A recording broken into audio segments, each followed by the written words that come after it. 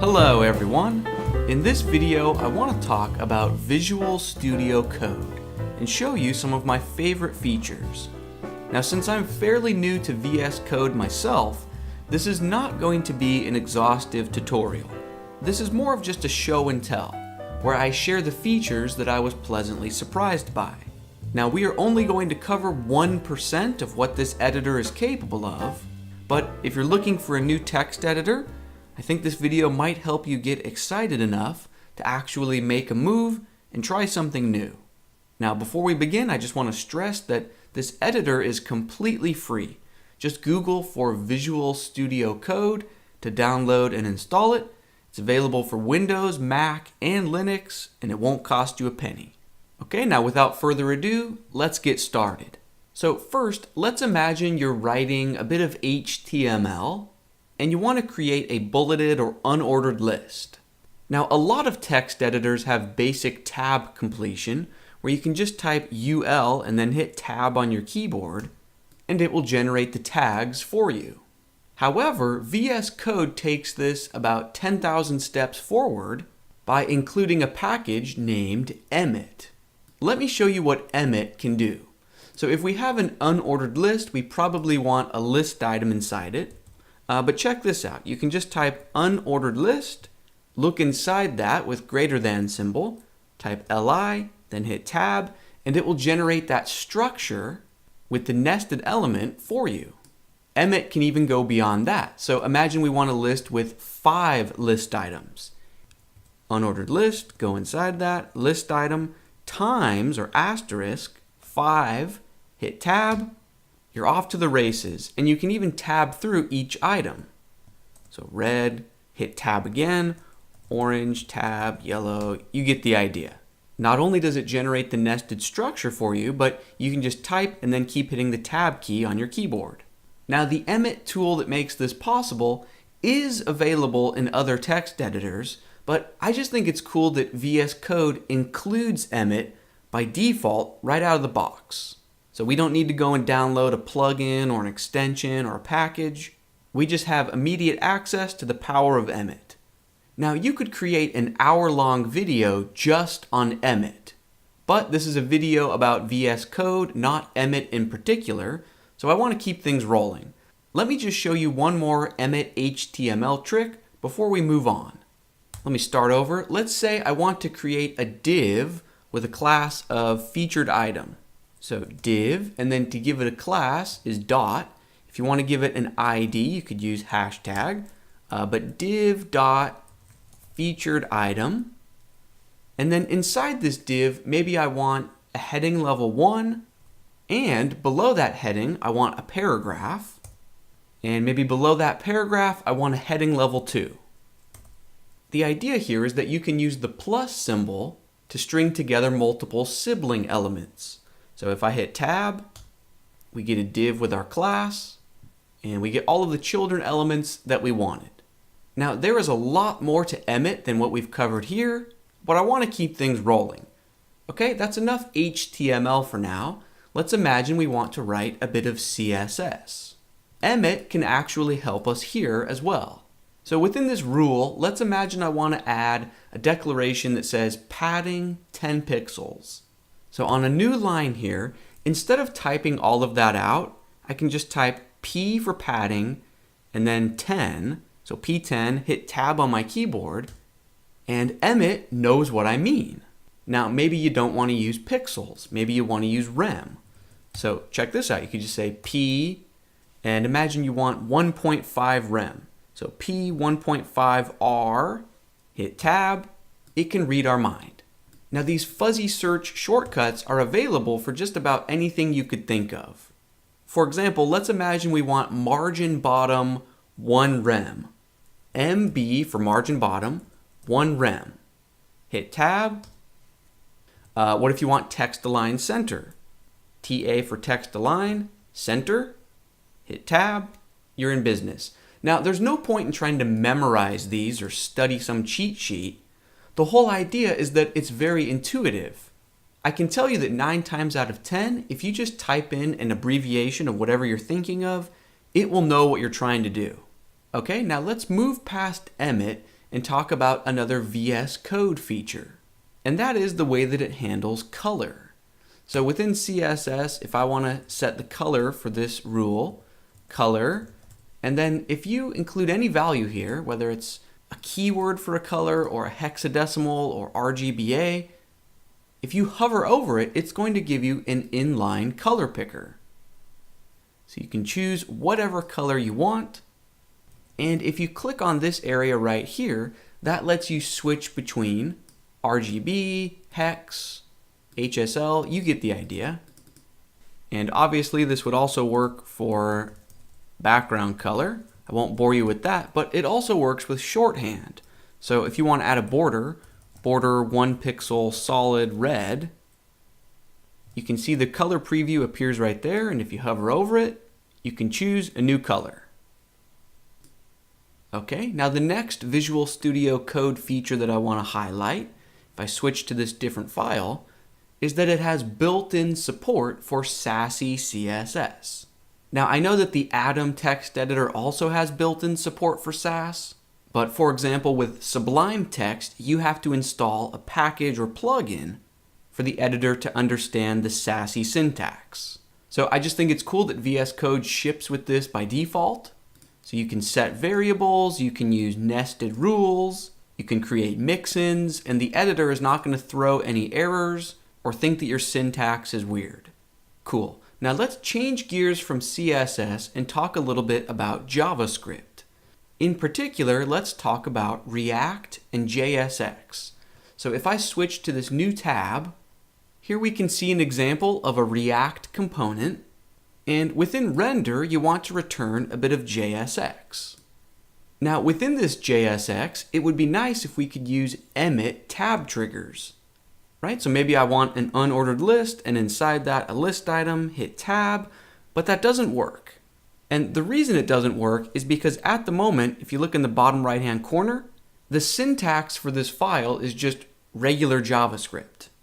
However, if you click on that syntax, and then up here, if you type in React, you can see we can choose a syntax called JavaScript React.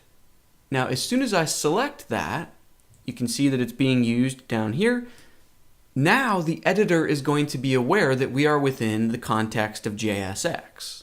So now our emit tab triggers will work. So I could say ul list item tab, cool, right? And all of the other things you can do with emit HTML, you can now do within your React component JSX. I know this is available in other text editors, but I just think it's cool that it works out of the box in Visual Studio Code. I didn't need to go and download a plugin or a package. It just works. Okay, now changing gears, the next VS Code feature I want to talk about is its integrated command line.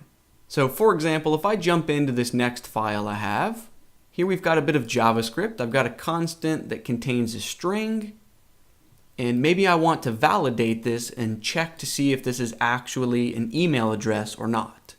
So I'd probably want to use the handy package on npm named validator. And to install an npm package, you're probably going to want your command line or your terminal. Now there's no need to jump to a separate program or window. Within Visual Studio Code, you can just click View and then Integrated Terminal. Now there is a keyboard shortcut as well, but that's going to be slightly different depending on your operating system. But once you click on that, then down here within Visual Studio Code, we've got our regular operating system command line. Now, if you're just working within an individual file, the command line is going to open up to the root of your computer. And that's not what we want. We want our command line to be pointing to the same directory that this file that we're working on lives in. Now, instead of going down to the command line and trying to cd into the exact directory that you want, check this out. If I close this Visual Studio Code window, and we can just open an entire folder with Visual Studio Code. So you can either drag a folder on top of the program, or use the program's file open and choose a folder. And when we do that, we can see that we have this Explore view with all of the files in that folder.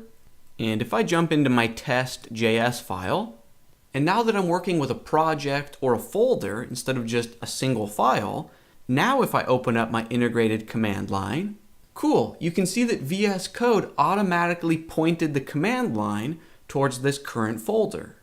So I can just run npm install validator. Cool, you can see that created the node modules folder.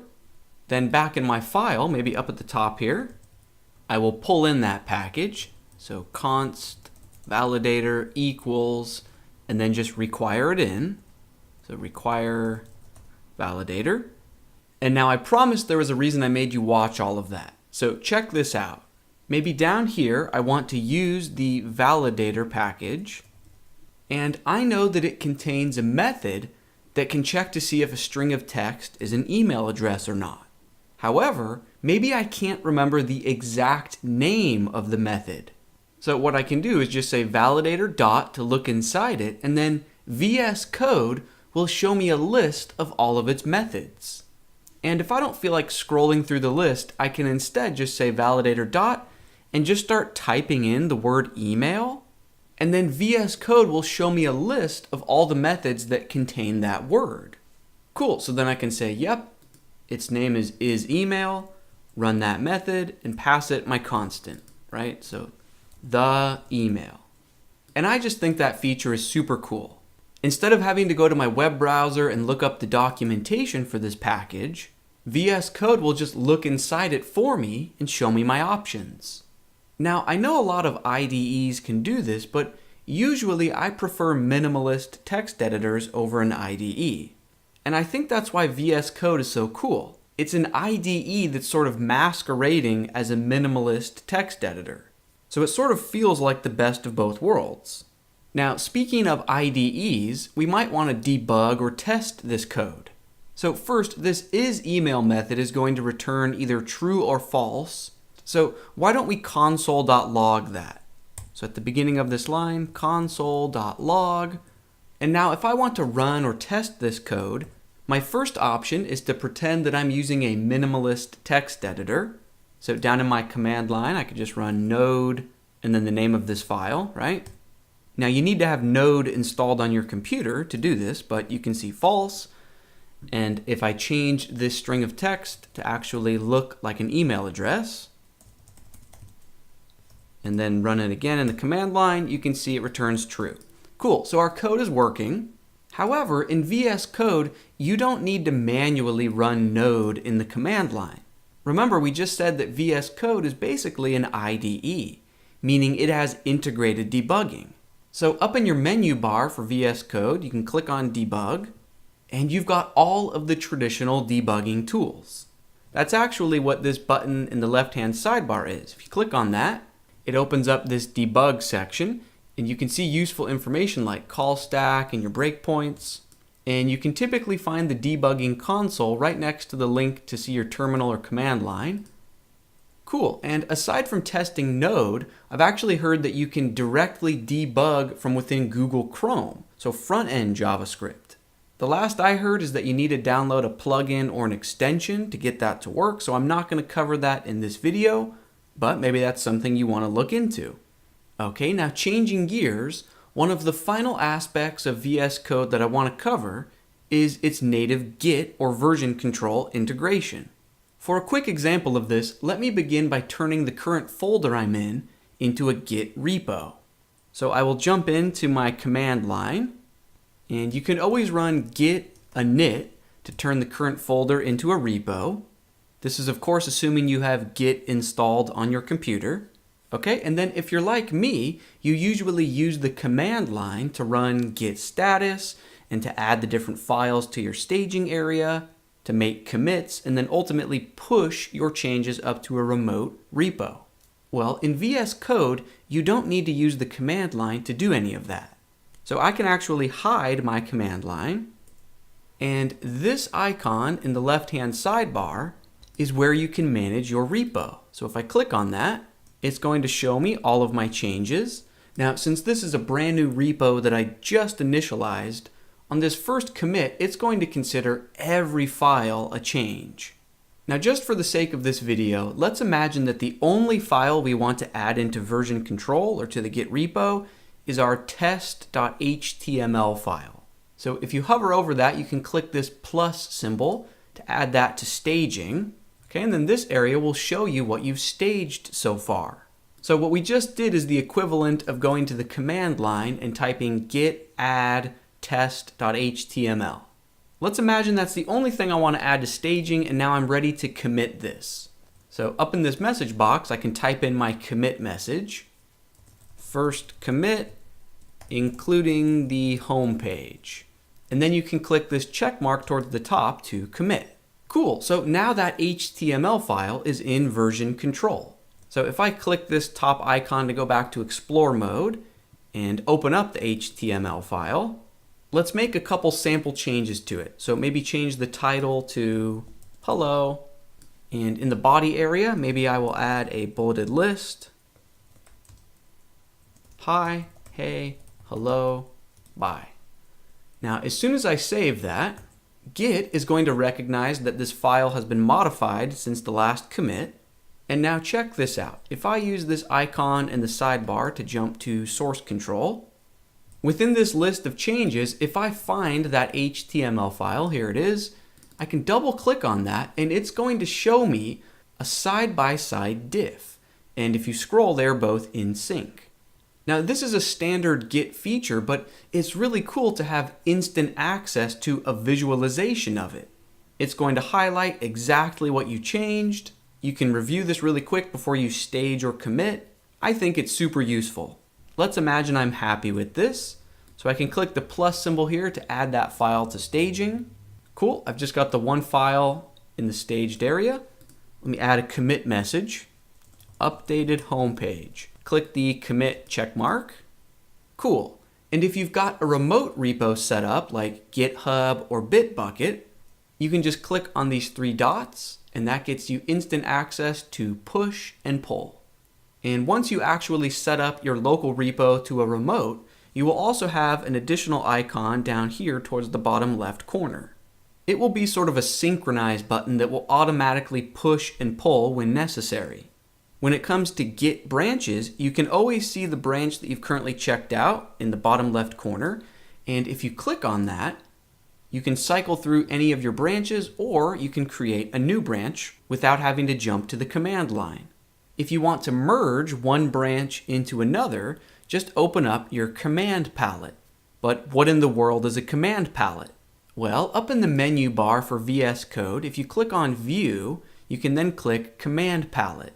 Most people never actually click on this because instead they just memorize the keyboard shortcut that's listed here. Now, this generic command palette has nothing to do with Git in particular. In fact, the command palette is how you can do pretty much anything within VS Code. So if you ever want to learn more about this editor, just open up the command palette and you can just scroll for seemingly forever through all of the features that are at your disposal. Or you can just start typing what you're looking for. So if I type in merge, that will show me the commands that include the word merge, and there you can see there is a git merge branch option. Now that's going to end this section where we talk about Git.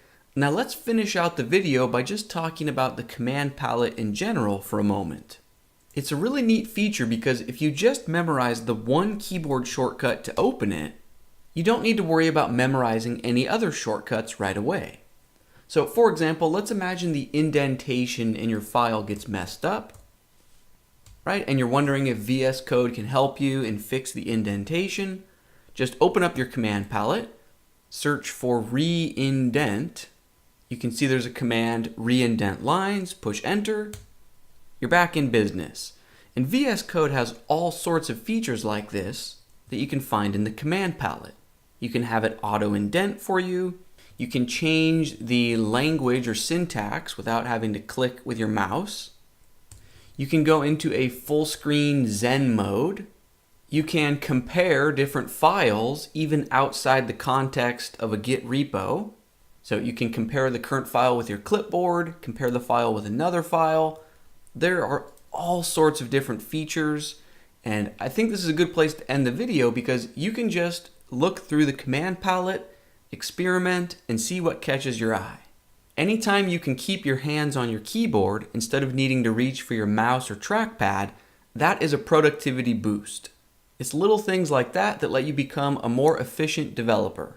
Anyways, that's going to bring this video to a close. Thank you so much for watching. I hope you're excited to try out VS Code, and until next time, take care.